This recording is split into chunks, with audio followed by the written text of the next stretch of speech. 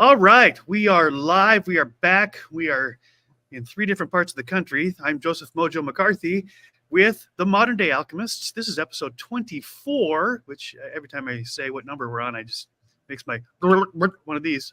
Right, so cool that we're here. And today we've got a little curveball to throw into the mix, which I'm so excited about. So for those of you that don't know, Modern Day Alchemists started about a year ago, and then we took a hiatus because life happens. Now we've got it up and running again, and I've got the effervescent and beautiful Kristen Brown and a new guest with us today, which I believe will be a regular, Steve Hayes, who I have known since I was about 19 years old, maybe. Wow. So we'll I was hoping to get the effervescent and beautiful myself. No, I can't say that about myself because that's just way too vain. But thanks for this thinking of that. So before we get into today's topic, which is really going to be awesome, for those who have never met you, introduce yourself. Just give us where you're hailing from and a little bit about what you do. Kristen, please. Oh, you want me to start again? Okay.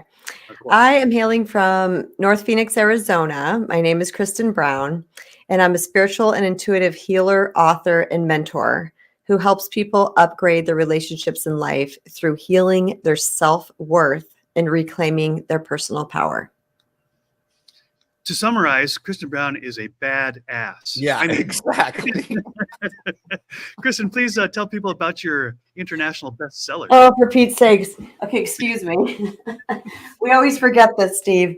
This is like part of the comedy. It's the Van Dyke Show. Okay, so this is my latest book, and I published this in April of 2023. It's a recovering people pleaser, a spiritual guide to reclaim your true value and attract the love you deserve. And this book is available on Amazon, and I'll put the link over here in the comments. And I'm really proud to say that it hit international #1 bestseller in a matter of a couple hours. Woo!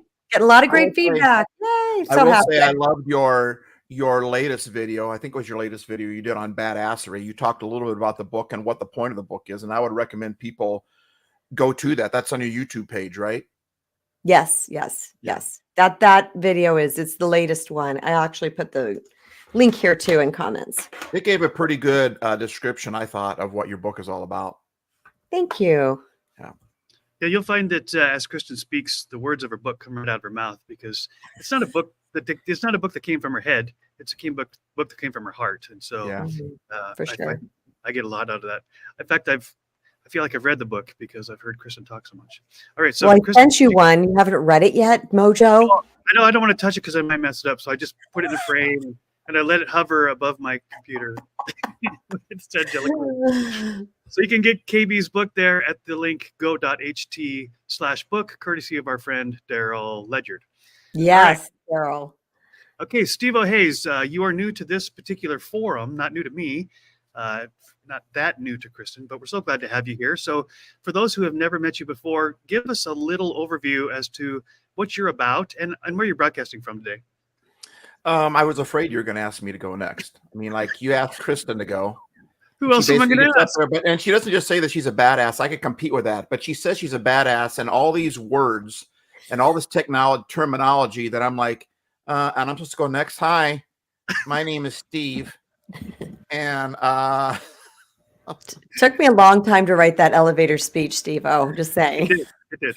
And she changed my elevator speech is, I'm a happypreneur.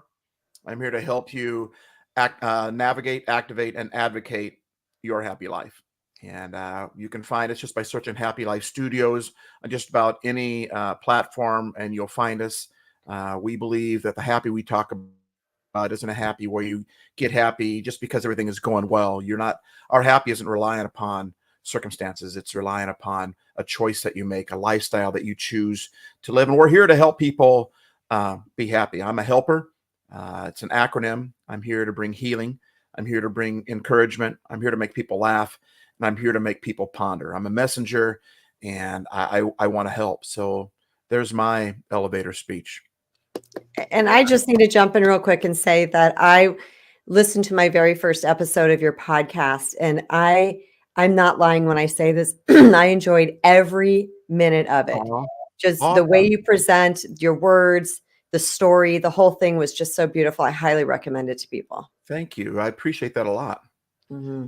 So Steve, I just typed happylife.com. Is that accurate or is it something else? Is it No, I tried typing in here, but it's Good in the linking me comments. to the wrong YouTube account. I have to, Oh, and no. it's hit my wrong YouTube account. So Just go in the no, comments. this Forget is the account. simple. Yeah, Okay. I type it, but it says to join the chat. It asks me, Oh, I oh, have I to see. connect to my YouTube account, which All I right. don't, it's the wrong YouTube account. So I don't want Just people. tell me what to type. Where do we? They can go to that account, but there's nothing there. Just type in, this is real easy, happylife.lol. Happylife.lol. That's Right. Or cute. happylife.studio too. You can do either one of those if they take you to the same place. But Okay, cool. Steve, just let people know, how long have you been on this Happypreneur adventure mission that you're on? I started this the same time, unknowingly, the same time that the International Day of Happiness hit the United Nations. It's been about 12, 13 years now that we've been on this whole thing that just kind of dropped in our lap. And so we love doing it. Everybody wants to be happy, right? But so Yep. few people hit that mark because we're doing it wrong. We're going after the wrong things. I talk quite a bit about that in my podcast coming out Monday morning that I was talking to you guys about, but that I recorded at Jimi Hendrix gravesite. And so, but if everyone wants to be happy, it's everywhere you look, then why do so few people get it? Well, I think we're looking at it the wrong way. It's not difficult to get. It really isn't. But if you're using a hammer for a screwdriver, it takes a simple job and makes it very complicated. And I think we're using the wrong tools. And that's really why we're here. It's really simple. It's not that complicated at all. And I also want to say that I'm really honored and privileged. Both you guys are just phenomenal human beings. I texted you both this. You're both world changers. And I'm humbled and honored to be in the same live chat as you guys. So thanks for including me. It's our privilege, our joy. Same. It's meant to be. Same. Yeah, meant to be. Couldn't be happier. This is one of my favorite hours of the week, and I have lots of favorite hours of the week. So this ranks right up there. This is happy hour. Yeah, happy hour. That is so good. I love it. Yeah. I'm Joseph Mojo McCarthy. You can find me at mojo.studio. That's a link tree to all my socials and my merch store, which now has over 1,000 products, all with my own graphic designs on there. Get your stuff before Christmas. Actually, if you purchase before December, 20% of the net proceeds go to Operation Christmas Child, which is a ministry of Samaritan's Purse, and they send gifts to children around the world who would otherwise not get a Christmas gift. So that's a win-win all the way around. And I actually migrated my store to Etsy, so you can find me on Etsy as well. But I'm not just about graphic design. That's been my profession for many years. I'm actually really much more interested in mentoring, coaching, and talking. My particular target is talking about the intersection and the integration of spirituality and leadership and self, and where those three things come together. You'll hear that a lot in my conversations and our conversations, actually, because that really is a part of what we're talking about. So today, I want to transition into this really exciting topic. And for people who are tuning in, I have no idea where it's going to go. We haven't pre-planned this. We don't have notes. We don't have an outline. We just let this flow, which is one of the things that all three of us are very good at. And so the title is Why Metamorphosis is Required for Realizing Your True Potential and How to Embrace It. Now, metamorphosis, when I learned about metamorphosis, it was in grade school, and they used the example of the butterfly, right? So a butterfly starts out as a worm. Most people are squirmish around worms. Worms don't really get a lot of glory, right? And but then when they go into their cocoon and basically die, you could say, they emerge not just a worm. In fact, you can hardly recognize the worm anymore. They emerge with wings, and they become something exquisite and beautiful and delicate. And the transformation between a worm and a butterfly, no one could predict that, right? No one could predict that. But I think there's something in that, in what nature does with a butterfly, that is available to all of us in our own life, a transformation that can happen, but it doesn't happen just by chance, right? It's not like with a worm, it's instinctual. A worm doesn't think about it, it just does what it does and it becomes out a butterfly. But since we've been given consciousness, we have to make choices to make some of this stuff happen.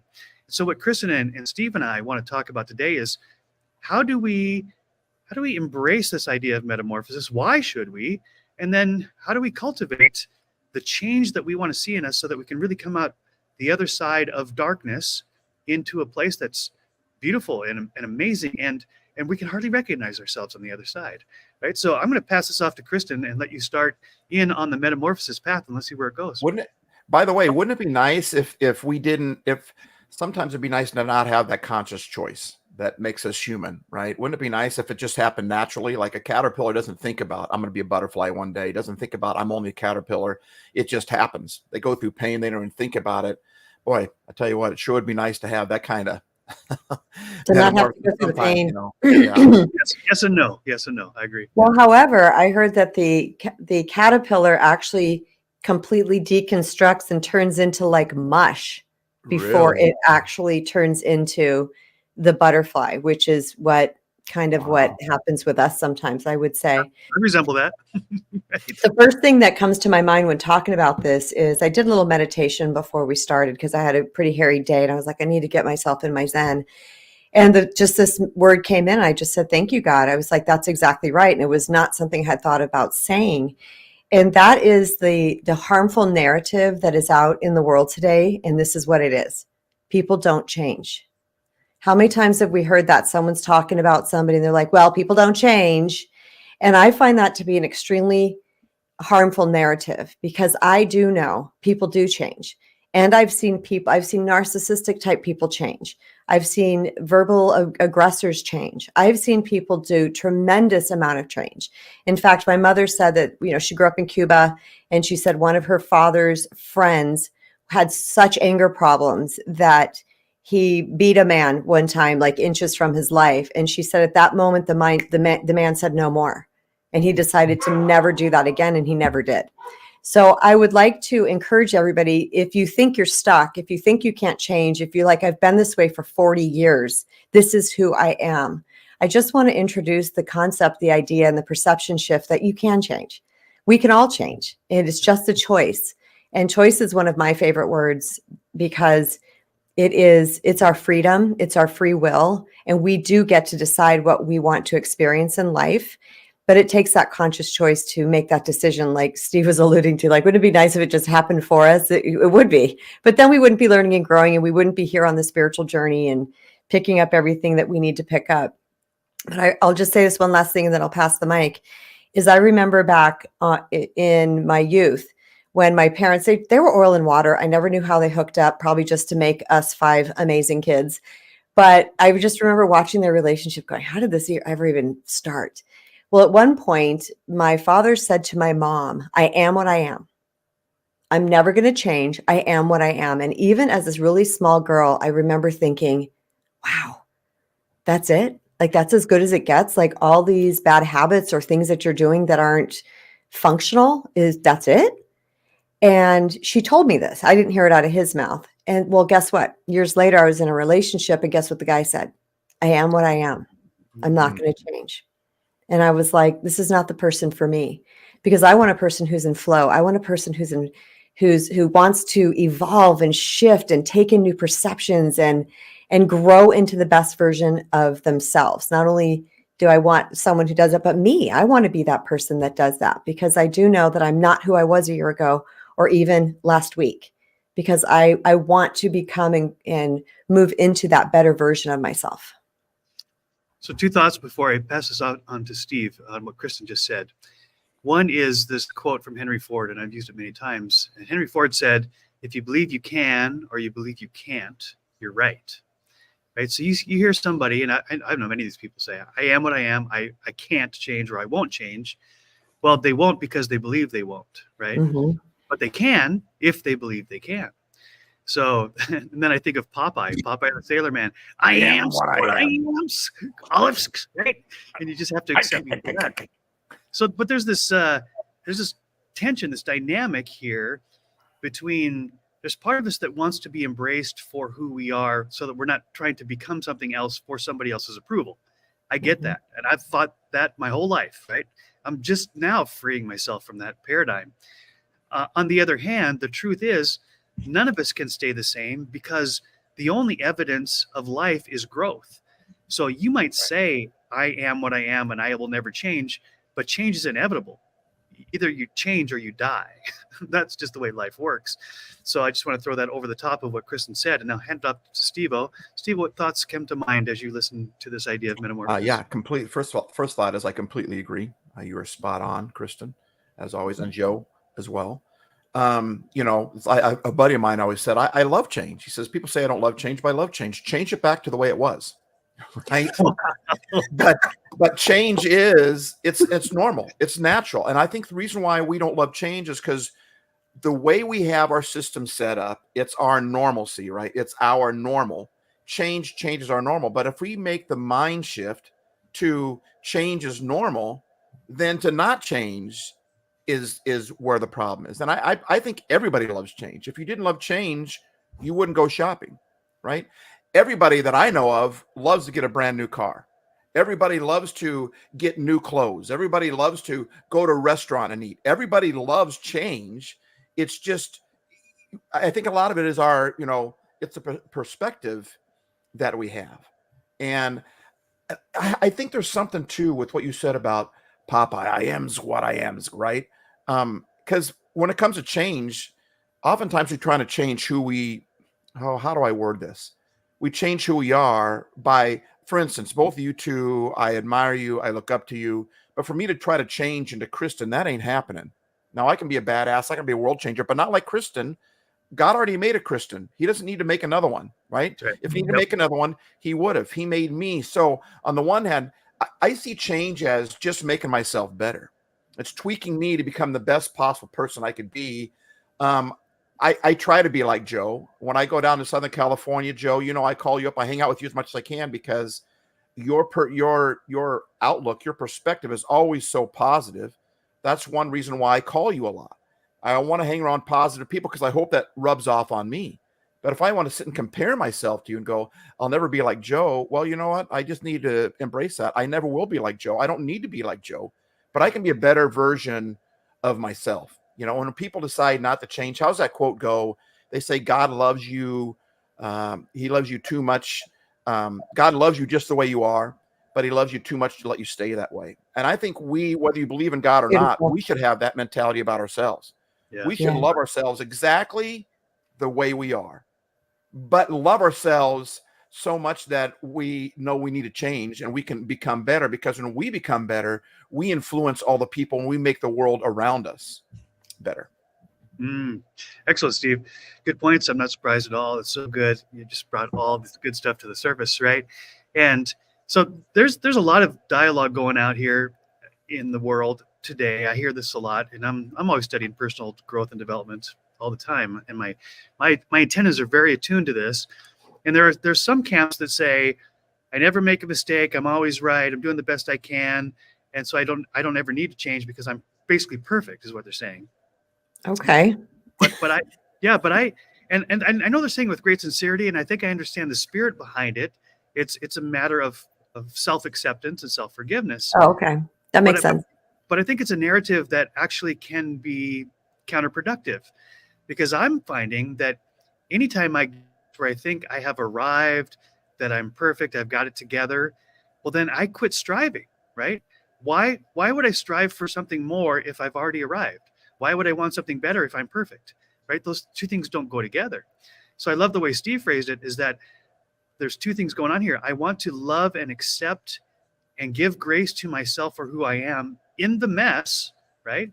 The beautiful mess that is me, and yet not settle for what I've become. Celebrate how far I've become, but don't settle there, right? Because once I settle, then I'm no longer striving for what else? What more can I do? What potential do I really have inside?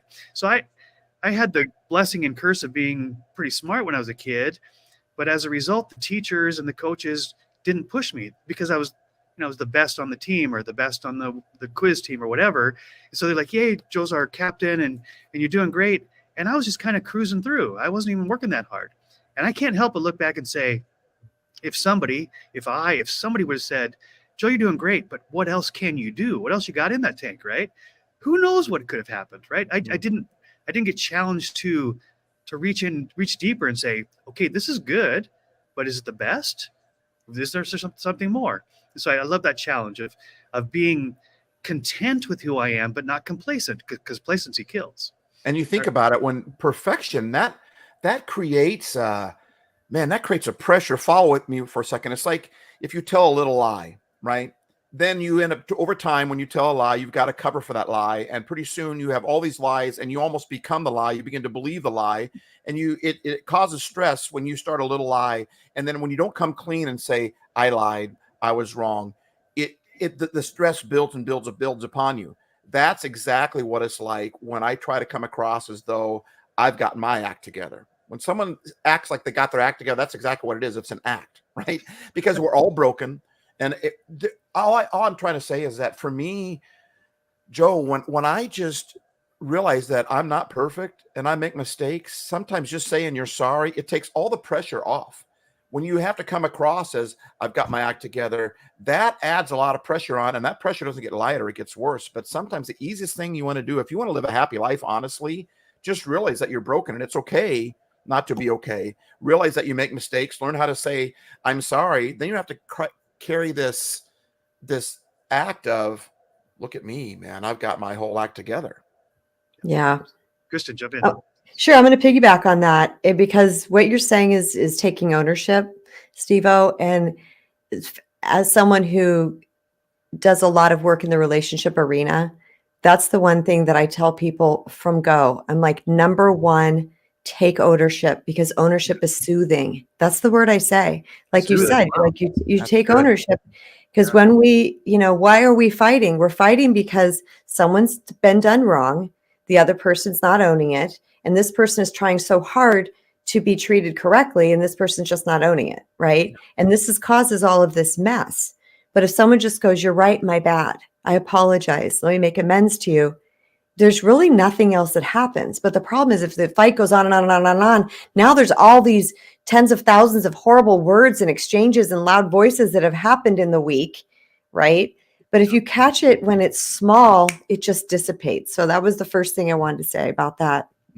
The second thing is that I have on my YouTube channel, actually, it's underneath, like on the main page, I don't know what it's called, the description area, but it says, change your inner world, change your life. And that is basically the core of what I teach and what I talk about. Because as human beings, there's a lot of negative, I'm just going to say it like that, things that happen to us as we're growing up. And those things organically change us. Why? Because we are geared to fear. Yes. That is how our system is designed. That's the reptilian brain. That's to keep us safe and to keep us alive. So when the negative thing comes in, it's going to change us by itself, because now we're afraid. We're afraid of singing out loud again. We're afraid of X, Y, Z. You guys get it. Okay. We just are afraid of whatever we were authentically. And I believe the spiritual path is about returning back to that authentic self. But it requires effort, because the brain is geared to fear. So it wants to keep us stuck in that place. We have to make that conscious choice to decide to have positive change. And you guys call it broken, but I call us the walking wounded. Okay. I call us the walking wounded, because every single person on this planet has been emotionally wounded. We all have. There's just no question about it. That's better than broken too. It's better. I like it. Yeah. But it's less loaded, right? It's less loaded, that word. It's funny that you say that, because my clients would come to me like 5 years ago, and one kept saying she was broken. I'm like, stop saying you're broken. I'm like, let's call it wounded, because that, to me, I don't know. But anyway, so what I'm talking about here is that the healing journey is that we can all accept the mission or not accept the mission. We can either decide to heal those wounds that had happened in those programming, because that's really what that is that happened, or not. And if we do, it's going to take more concerted effort. And the main point that I wanted to piggyback on here is that I say this repeatedly. You just watched one of my videos, Steve-O. I probably said it in that. Shame is not part of this journey. It can't be part of this journey where we think we're not good enough, we're not perfect enough, we're not this enough, because that's going to contribute to that old pattern that we're in. Now, healthy shame is purposeful. If I said something or was disrespectful to somebody, I'm feeling embarrassed and ashamed about it, that's purposeful. That's healthy shame. That's just a little alert inside of me.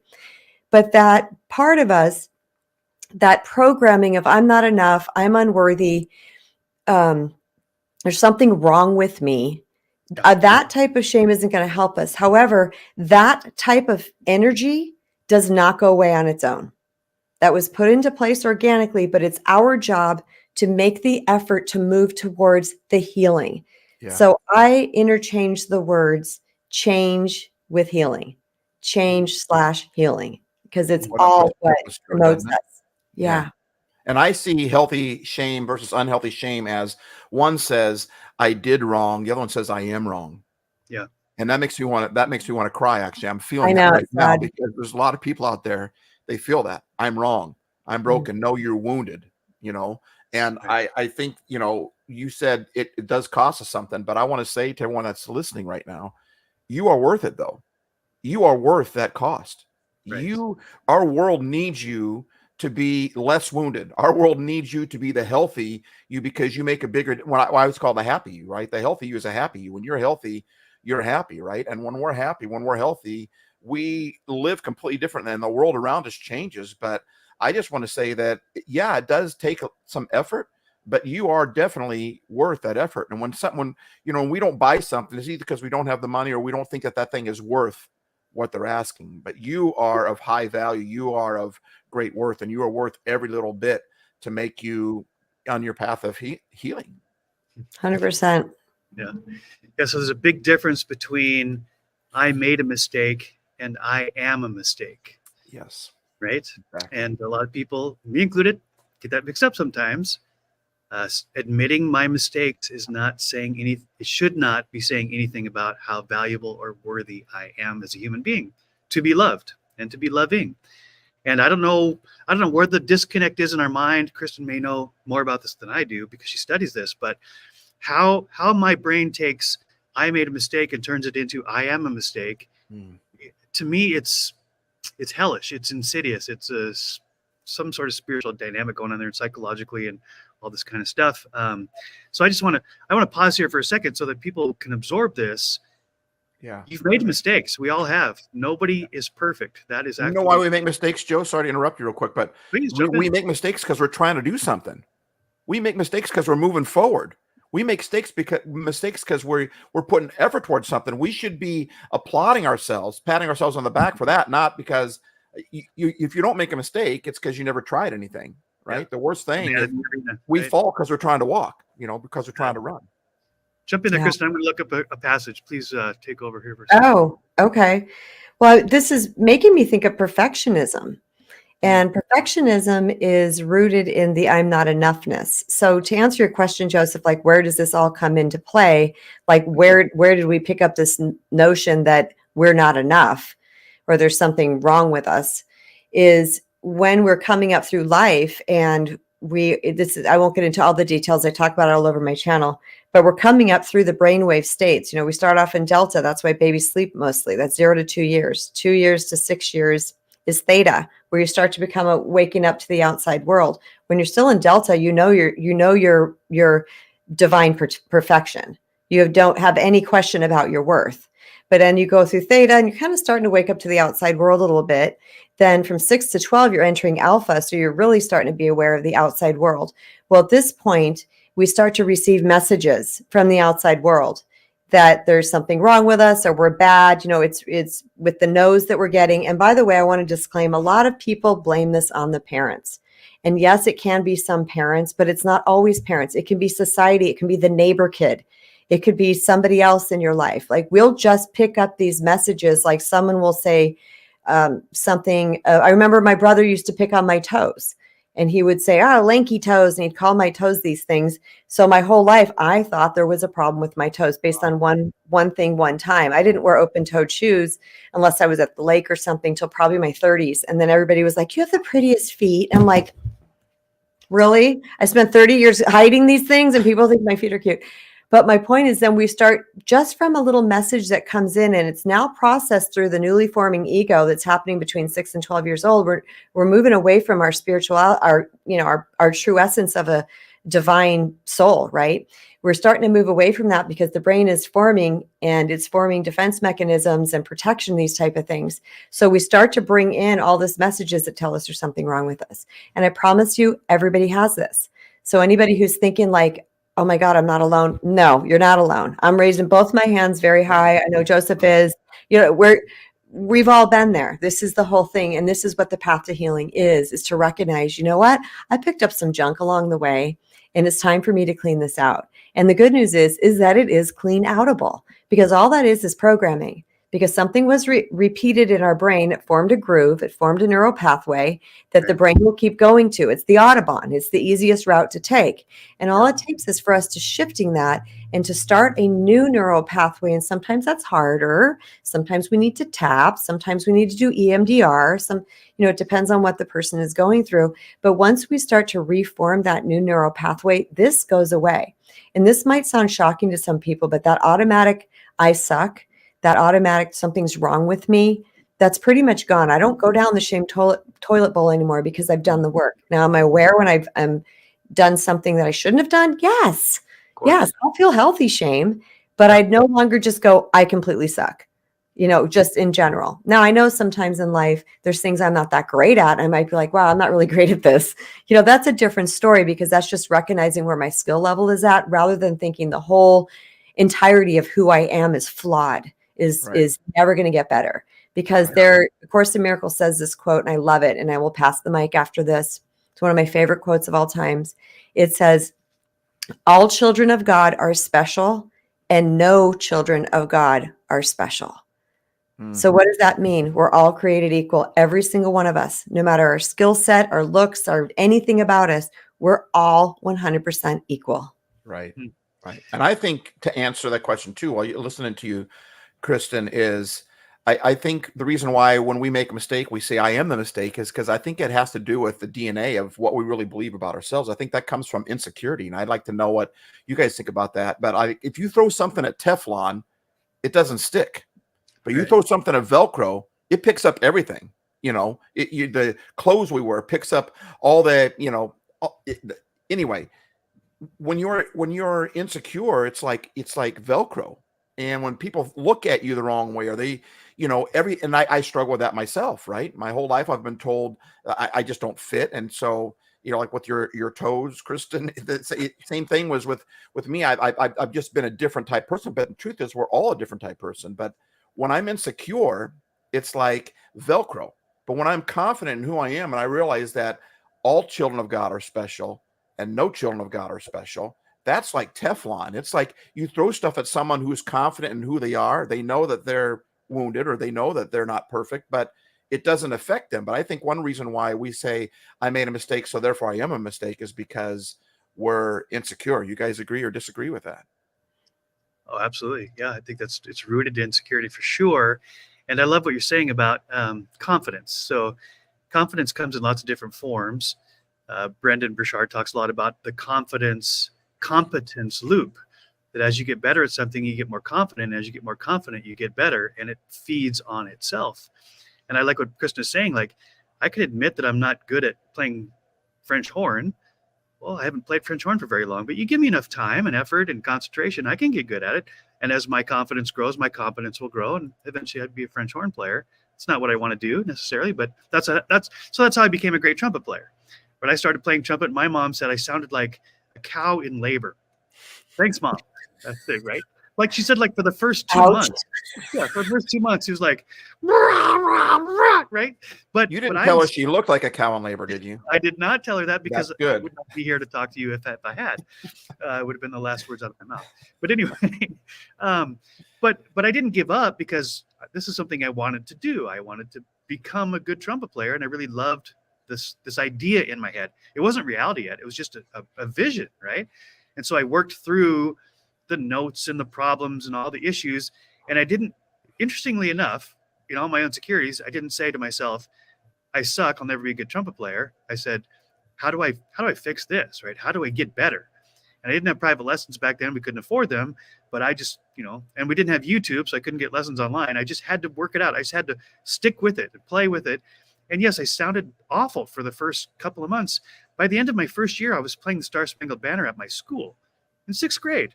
In the first year. I mean, that's a tough song on a trumpet. That's a tough song for a singer, for that matter. Yeah, it is.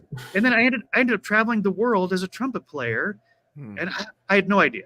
When I picked up the trumpet in 6th grade, I did it because my mom said I had to play something, and I want to play something loud, right? So I became a trumpet player, and eventually it's taken me to 30 countries in all 50 states. But I sucked at the beginning. But interestingly enough, I didn't have this identity like I suck because I can't play trumpet when I just picked it up. Although there's this one moment, and then we'll get into Metamorphosis. There was this one moment in high school. I'm getting pretty good now at trumpet, and I heard that Maynard Ferguson's in concert in Cody, Wyoming, which is an hour and a half away. He's playing for free at a gymnasium, like a little high school.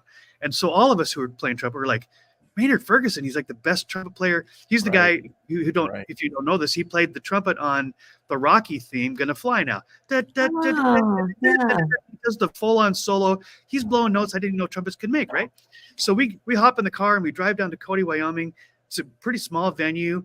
And it's not just Maynard Ferguson, but it's a whole band, world-class musicians. And they're blowing my mind. I'm just like, my mouth agape. I'm like, so but two things were happening inside of me. This is really interesting. It goes right into our conversation. Part of me said, I will never be a trumpet player. That's what a trumpet player is. I just will quit now. Because the comparison between me and him, the contrast was ridiculous, right?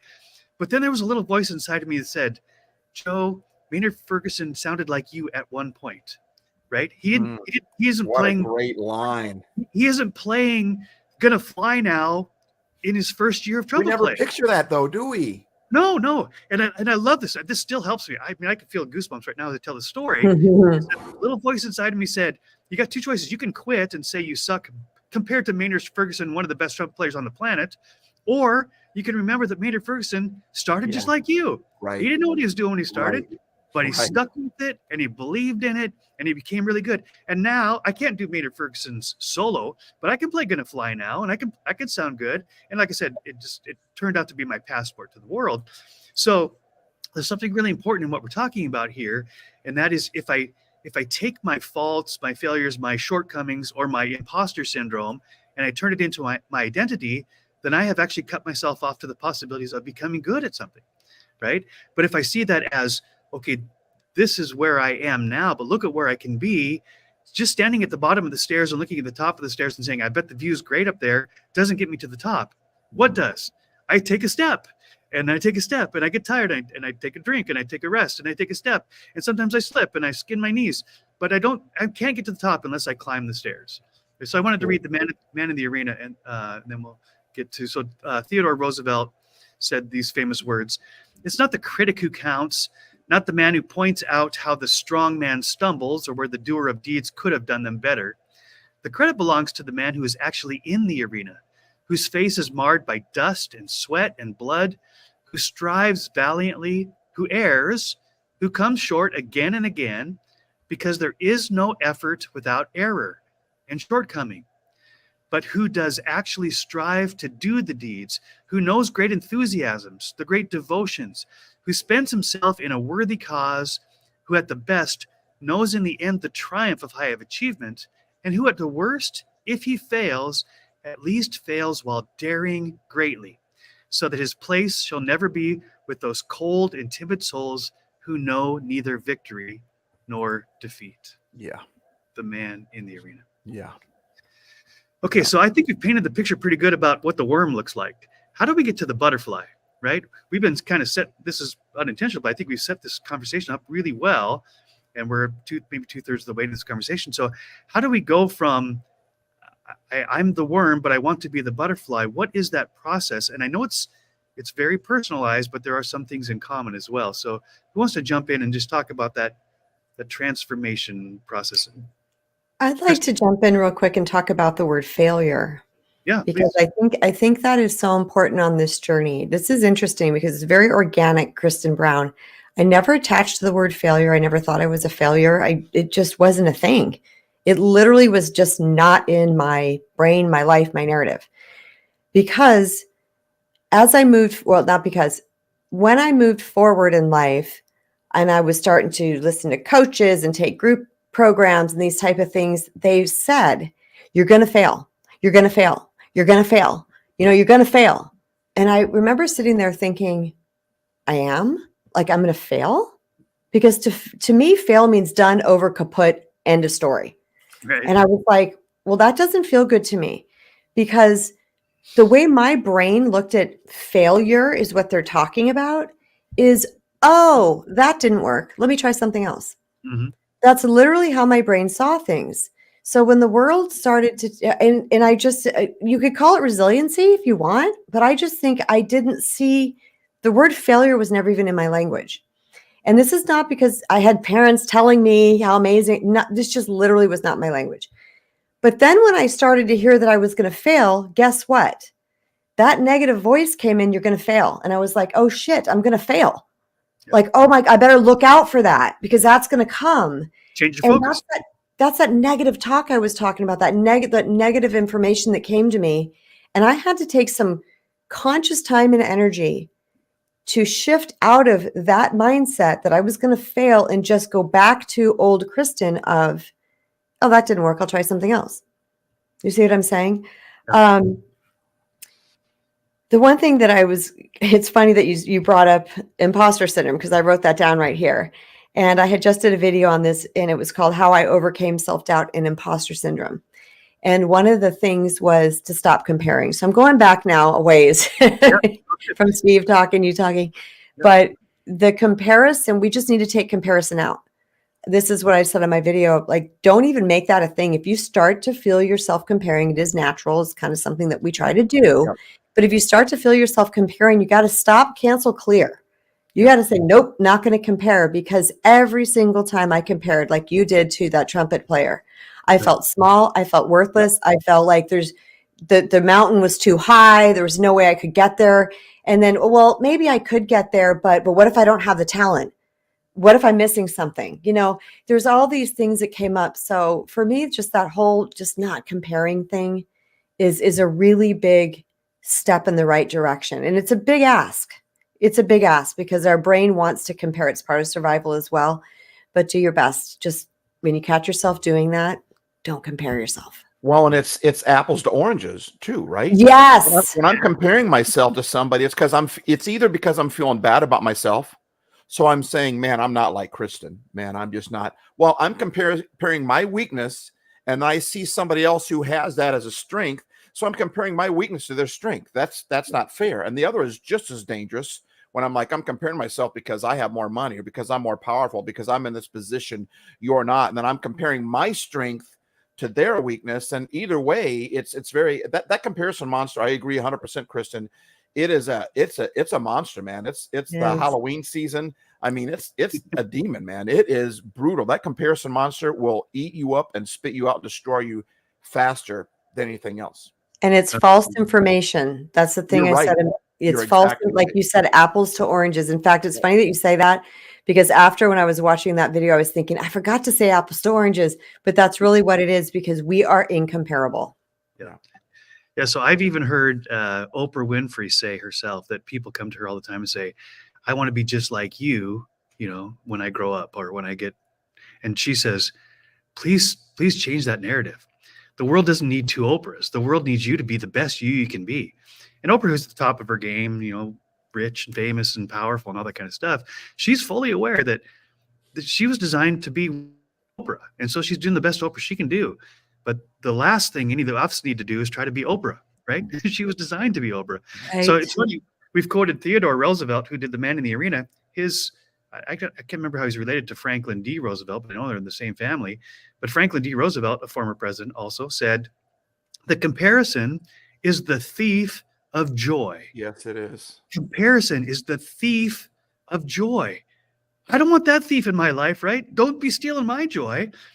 Why is that? Because either I find myself proud because I'm better than somebody, or I find myself like loathing myself because I'm not as good as. Right. That's the only two things that come out of comparison, right? There's no ties. When Kristen says it's a big ask, right? It is true, but if you picture it this way, when you worded it like that, Joe, I mean, if someone knocks or tries breaking in through our window, what do? We call the cops. We're not letting that thing into our house. The guns, man. That's right. You see comparison as a thief that's come to rob my happy, rob my joy. we need to treat it the same way and say, no, you're not coming in this house. Yes. They're slimy, man. They like to climb up on your back and whisper in your ear. But if you could see that slug looking thing, that golem looking thing on your back trying to whisper in your ear, you'd be like, call 911. I'm getting this thing out of here. Yeah. Yeah. Man, I love that. So interestingly enough, and Kristen knows this, I often make this comparison to scriptures that come to mind. So Satan himself, and nobody really knows what Satan is other than a fallen angel, but Satan is described as the great deceiver. And he comes to what? To steal, to kill, and destroy. The father of lies, too. He's called the father of lies. Yeah. Satan himself is described as a thief. And if comparison is a thief of joy, that's the work of the devil. Right. That's all I'm saying. That's all I'm saying. Right here. That's all good. Right. Yes. So we've got about 15 minutes here, and I'm fine if this conversation continues on next week. But I really would like to talk about the hope, the promise, really, that life can transform us, even through the darkness and the hardship and the mush, as Kristen alluded to earlier, where we can realize the true unlimited nature, the true unlimited potential that we have. Not just instinctually like a worm and a butterfly or a tadpole to a bullfrog, right? But with intention. Chris talked about this as well, that our negativity bias this is what the science calls it, negativity bias, that survival brain that's always on alert trying to protect us from stuff, isn't serving us that well because it keeps our focus on what might go wrong, what can go wrong. And we live in the world that we pay attention to, right? That's so if I'm always paying attention to what's wrong, then my world is always wrong, right? But if I can intentionally, now I have this conscious ability to choose to change my focus onto what's right with the world, what's possible, what can happen, right? Rather than what can't happen, then I actually shift the focus and I create a different world that I live in. How does this work for you guys? How do you find yourself getting out of the instinctual protection survival brain into the potential I can do anything, become anything? Kristen, before Kristen blows our brains away with this truth, I just want to add something on, because she's going to, right? Oh yeah, no drop a truth bomb like she always does. But Joe, I think that you just said we live in the world that we create. How did you word that? Well, we live in the world that we pay attention to, right? We create the world that we pay attention to. Yes. And I believe, if I'm not correct me if I'm wrong, but I think you sent me a text a while back that had a line that said something along the lines, not only do we create the world that we pay attention to, but we become the world that we become what we pay attention to. Am I right in that? Talk about that. Yeah, a little variation. So this came from Ed Milet, and he said, we don't get what we want, we get who we are. Wow. Right? We become who we are. And that's really deep, and that's probably a whole nother subject, but that's really, Kristen.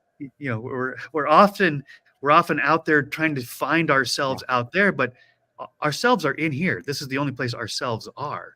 So we don't get something and become something. We actually become who we are. So Kristen, I know you got some truth bombs here to drop. Yeah, which means what I was talking about, that the outer world is going to reflect back our inner world, which is, I told you about the quote on my YouTube channel, which says, change your inner world, change your life.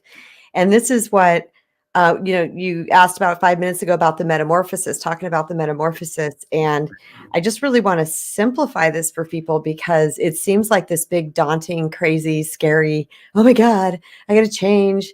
Right. And really, I first want to invite people to look at it as healing, shifting, morphing, evolving. It's not like you have to, I'm not looking to change who I am. I love me. I'm a great human being.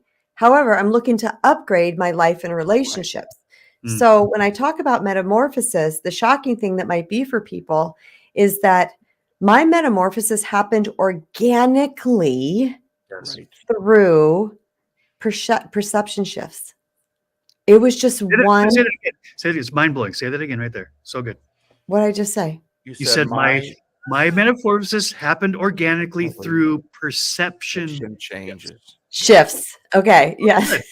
So see how I'm channeling spirit right now, so I don't remember what I see that you just saw it in real time. You saw it in real time. Grab that. That's brilliant right there. But that's what it is. It's that it was one perception shift at a time, because many people know my backstory. That I went through this thing called a tsunami.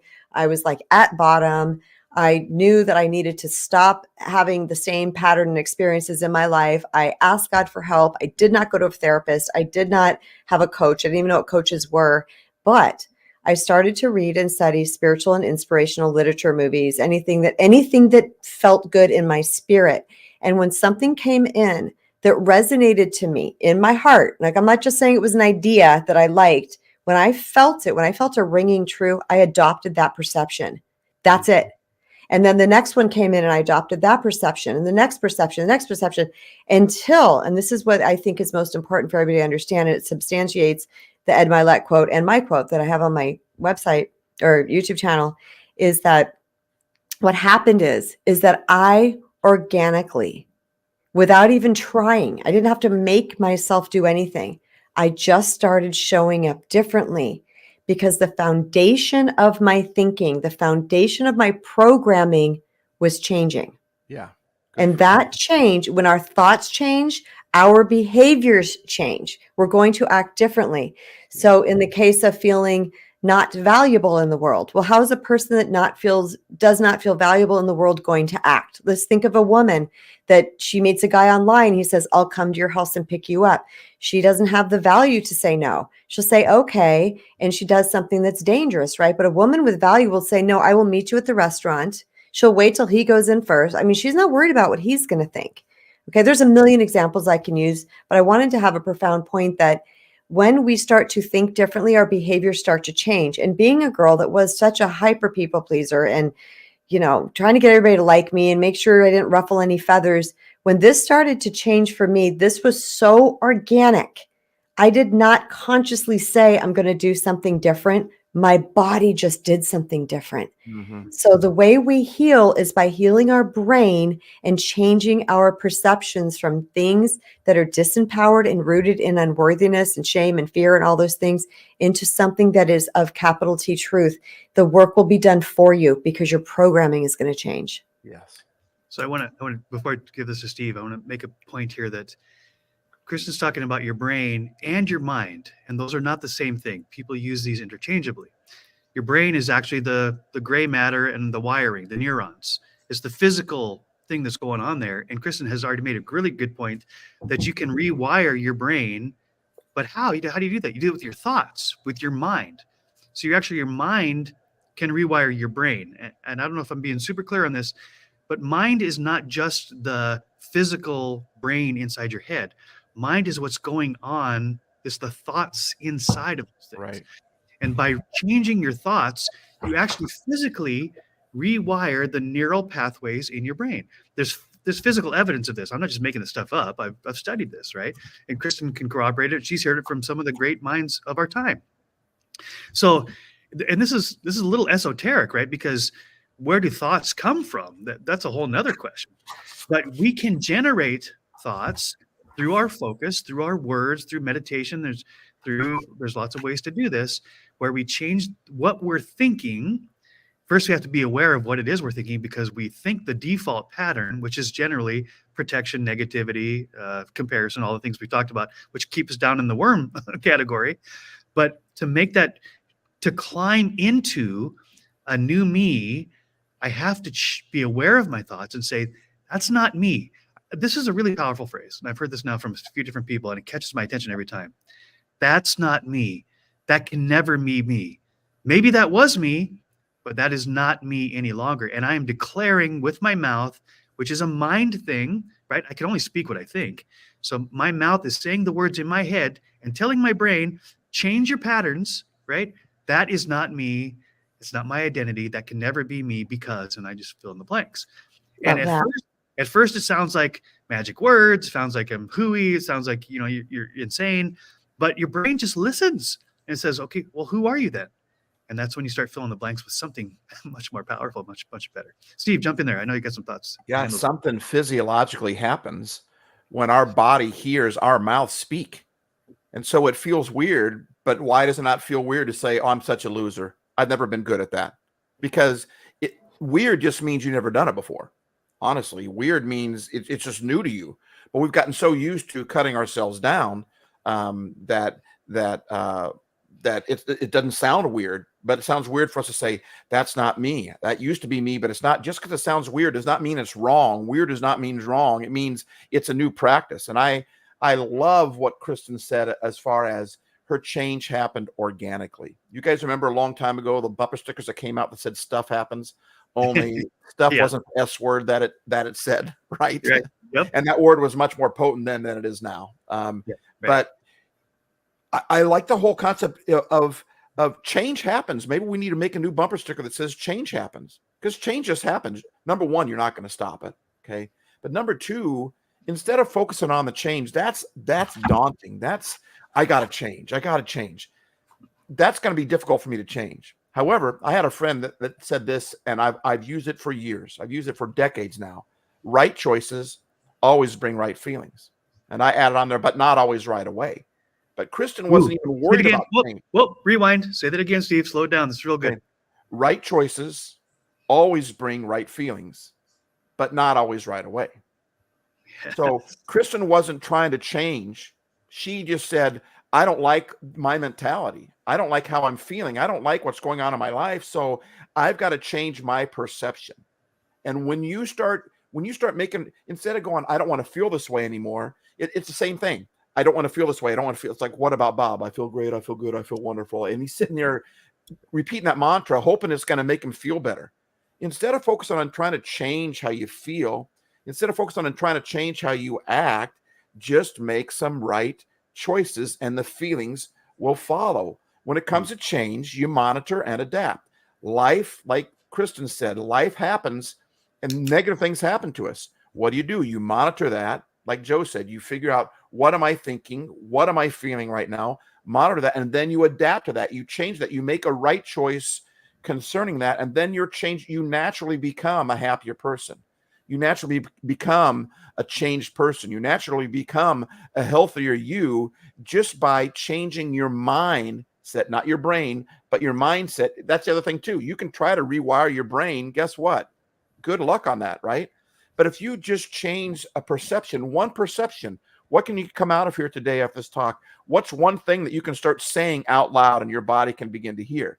Well, when you begin to say that thing from your mind, your brain will naturally rewire. And I think that we can break it all down to metamorphosis. To me, just comes from when I just begin to believe the right things. And to help me do that, I need to start saying the right things and making that mind shift, that mind perception. And there's so much stuff out there online these days anyway, with YouTube and podcasts. And I mean, there's so many, all I have to do is type in a word in a search bar and I can find all sorts of inspiration for what an area that I'm trying to change in. When I begin to change my mindset, my brain set begins to change, right? When I begin to make right choices, the right feelings will follow. Like Kristen said, change happens organically. How did you say that, Kristen? When you change your inner world. Yeah. Yeah. Your inner world. Perception. Yeah. Yeah. So good. A change in perception creates a change in direction. One more time. Say it again. A change in perception creates a change in direction. Yes. I like that. Yeah. So let's think about train tracks for a second. Train tracks are parallel. They have to be parallel. Otherwise, the train goes off the tracks. If you change the one track by 1% of a degree change, at first the train will stay on the tracks for a while. Yeah. But you go down the track a ways, not even that far. Eventually, the rails are too far apart for the train to stay on the tracks, right? So it at first it doesn't feel like you're making a shift, but you get down the road a little ways, you realize, holy cow, I'm going to end up at a completely different destination, right? Every choice is, I call this every choice. What was the words? I had this in my mind this morning. Every choice is a direction. Right? So every time I make a choice, I'm making a direction of where I'm going next. That doesn't mean I can't course correct. It's not permanent.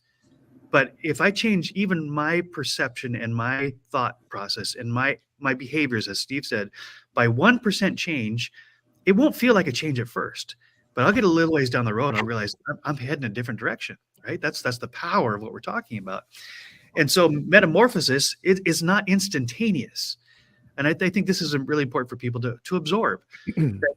A worm doesn't turn into a butterfly even in one night, in 1 hour, in one instant. The worm doesn't say, I'm going to fly. And you kind of hear these people saying, if you say the right magic words, you'll transform your life. That is true, but it doesn't happen instantaneous, right?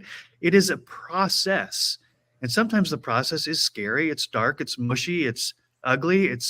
You feel like you're losing part of yourself because you've been hanging on to this negative perception of yourself. But that's actually required for the new self to emerge. It's not something that came from somewhere else. The butterfly didn't fly into the cocoon and eat the worm and then flies back out. The butterfly was within the worm all along. It just hadn't emerged yet. It just took time to emerge. Yeah. That's good. That's right. No, that was right. You said it right. The butterfly. We see it as the worm was in the butterfly, and the worm still is in the butterfly, right? But the butterfly has always been in the worm. We just have to unearth some things. And also, when you think about it, yeah. And when a butterfly goes through that metamorphosis, like you said, Kristen said earlier, when that worm kind of turns into mush, that's why it's in a cocoon. Yeah. And change happens when we got to find a safe place. You know, a cockroach and a butterfly, they have the same thing. They have an exoskeleton. Their structure is on the outside of their body. So when a cockroach or even a snake, the skin is a structure, right? When it begins to outgrow that structure, to grow a new structure, a cockroach will go hide underneath a rock somewhere, find a safe place because it becomes very vulnerable. And sometimes we need to remember when we're going through change, we're vulnerable. Very. And we got to find, I mean, Kristen, can you talk about that a little bit? The kind of environment that you want to create, the people you want to get around when you decide I want to change. Are there certain people or is there a way that we can create a safe environment for ourselves? Well, 100%. And people aren't going to get you. People may not get you. I want to say that as a definitive. Some people may not get what you're going through. And the way I look at it is I was very delicate. I was very fragile inside during this time. And I had to be so mindful who I said certain things to, because one eyelash twitched on the person would just send me down the thing. So I want people to give themselves permission to this be their own private healing journey. No one's got to know about it. If you've got people around you that aren't going to support you and say things that keep you going, then do it on your own. Be quiet, go within. There was really no one I had to talk to that was really going to get it the way that I needed to be gotten. But the other thing I wanted to say, going back to what Joe said real quick, is you might feel like nothing is happening. Now, I want to disclaim here, when I said I don't want that anymore, I didn't have a plan. I just started reading things. I didn't know what I was doing. But it didn't happen overnight, like Joe's saying. It was one day walking into my mom's house, because my kids and I had to live with my mom for 5 years. It ended up being a good thing with my this, and the phone rang, and I opened my StarTAC, and there was a text, and I didn't respond to it. I just organically shut the phone, where before old Kristen would have been like, oh my God, this person texted me, and I would have had this thing, and I was just so nonplussed and not interested. That was the moment. It was this teeny tiny little moment that made where I stopped dead in my tracks and I said, holy crap, what just happened here? Because it was so outside my natural, not natural, I shouldn't call it that, my predicted behavior. Yeah. Right? It was so outside what would normally happen. I didn't do it. I was like, something's changing here. But it just was, I call it a whisper on the wind. Healing comes in like a whisper on the wind, and all of a sudden you're going to notice you're doing something different. You're going to be like, whoa. Organic. Yes, it's so organic. Yeah. Awesome. We have we've exceeded our allotted time, and I think this is a great discussion for us to continue. So good. So much we could talk about this. So we'll continue our metamorphosis discussion. I've got a zillion thoughts in my mind and my heart right now. I love how far we've come. I think we've established very well this process that we're talking about and why it's so important. Here, let me go here. I'll move over. Do it again. I'll move over. It's fine. This is actually better than the vertical ones. But I want to thank all the people that have tuned in, whether it was for a minute or not, or those that listen after the fact. And I've said this before, and I'll probably say it almost every broadcast, that Steve-O and Kristen and I, we do this because we enjoy it, of course, and this is part of our own journey, but it's also our desire to vocalize what we're going through, exchange ideas, so that whoever tunes in, whether it's live or after the fact, it may spark something inside of you that says, oh, I could do that, right? That's not that hard, or I never thought of it that way. Because sometimes it just takes a second where you go like, I never thought of it that way. A perception shift. Perception. Perception shift. Exactly Simple. right. Yeah. And so I think the phrase I like a lot is come from my friend John Comfort. He says, it's simple, but it's not easy. And that's really important, right? That it's not complicated, this change we're talking about, but it's not easy. So it's simple, but it's challenging. And I like that because challenging is much better. I like a challenge. It's like a game. Hey, the challenge is, can I find a way to slither out of my exoskeleton that has kept me alive to this point, right? So this was the words of my therapist, and I'll end with this before we do our final close. My therapist said, Joe, when you were a teenager and you were in a very stressful situation, you're being abused, all this kind of stuff, your superpower was adaptability, because you found a way to navigate all of that without any help other than your faith, and not implode, right? So I applaud you for that. She said, but what saved you then is hurting you now, because you're avoiding all of the pain and the scariness because you think it's going to harm you. And she said, you're a grown man now. You're more mature. You're not a 15-year-old anymore. So now you have to change your thinking to say, don't adapt, change, be the change agent, right? And this was a big shift for me, right? To become the change agent rather than just adapt to what's going on around me. But it didn't happen overnight. It wasn't easy. It's simple but challenging, right? All this kind of stuff. So I just love the fact that this idea of the snake had to have this exoskeleton, had to have the skin in order to survive, to grow to a certain level, but it can't grow any further until it breaks out of that shell. Right. It breaks out of that exoskeleton, right, which is scary and vulnerable, as Steve said. So such a beautiful metaphor. All right, so we're over time, but I would love each of you to say to the people who tune in, how can they contact you offline? And then I'll say the final close. Let's go Steve first and then Kristen. If you go to happylife.lol or happylife.studio, you see all my links to my pages at the bottom, and you can email me, you can contact me anyway by doing that. All right, cool. And Kristen? KristenBrown.org. I put it over here in the chat. Very, very easy. Got all my socials there. Everything is there for you. All right. And I'm at mojo.studio. So thank you both for Thank you guys. Your brilliance. Such Loved a great conversation. We will continue this hopefully next Friday at 12:30 Pacific. If not, we will let you know. Thanks, so everyone. Until next time, make tiny shifts and keep going. So I'm going to leave you with this. Success is a sustained series of small, simple steps in the direction of your dreams. Take them, make them. Love it. Change. Love All right. it. Peace. Love you guys.